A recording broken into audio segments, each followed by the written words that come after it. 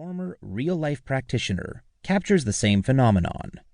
The series, Bodies, written by Jed Mercurio, a former hospital physician, takes place in the obstetrics and gynecology ward of a metropolitan hospital.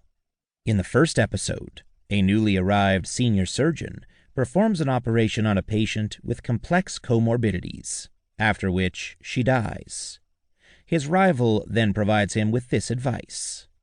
The superior surgeon uses his superior judgment to steer clear of any situation that might test his superior ability. That is, he avoids difficult cases as a way of maintaining his success rate. A classic strategy of creaming, that is, avoiding risky instances that might have a negative impact on one's measured performance.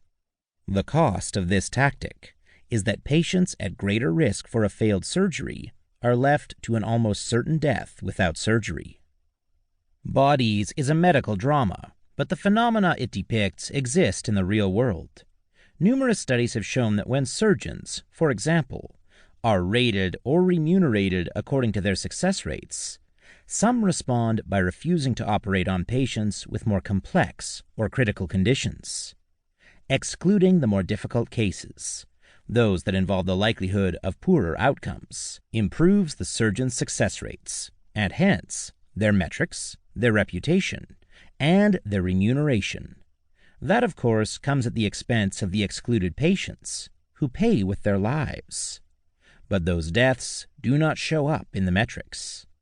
As we'll find out, gaming the metrics occurs in every realm: in policing, in primary, secondary, and higher education, in medicine, in nonprofit organizations, and of course, in business.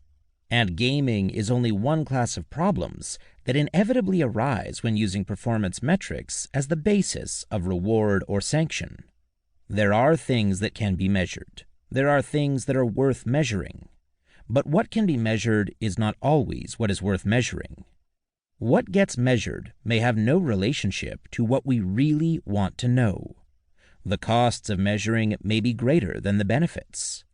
The things that get measured may draw effort away from the things we really care about, and measurement may provide us with distorted knowledge, knowledge that seems solid but is actually deceptive. We live in the age of measured accountability, of reward for measured performance, and belief in the virtues of publicizing those metrics through transparency. But the identification of accountability with metrics and with transparency is deceptive.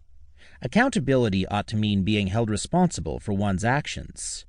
But by a sort of linguistic sleight of hand, accountability has come to mean demonstrating success through standardized measurement, as if only that which can be counted really counts. Another assumption that is often taken for granted is that accountability demands that measurement of performance be made public, that is, transparent. The metric fixation is the seemingly irresistible pressure to measure performance, to publicize it, and to reward it, often in the face of evidence that this just doesn't work very well. Used properly, measurement, as we'll see, can be a good thing, so can transparency. But they can also distort, divert, displace, distract, and discourage. While we are bound to live in an age of measurement, we live in an age of mismeasurement, overmeasurement, misleading measurement, and counterproductive measurement. This book is not about the evils of measuring. It is about the unintended negative consequences of trying to substitute standardized measures of performance for personal judgment based on experience. The problem is not measurement, but excessive measurement and inappropriate measurement.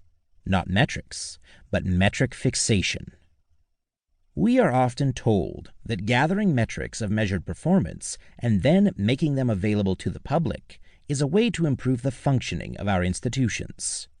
Nowhere have the virtues of accountability, performance metrics, and transparency been more touted than in the field of medicine, and understandably so, for nowhere are the stakes higher.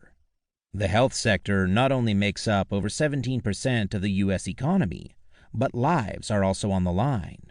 Surely, the logic goes, measures of performance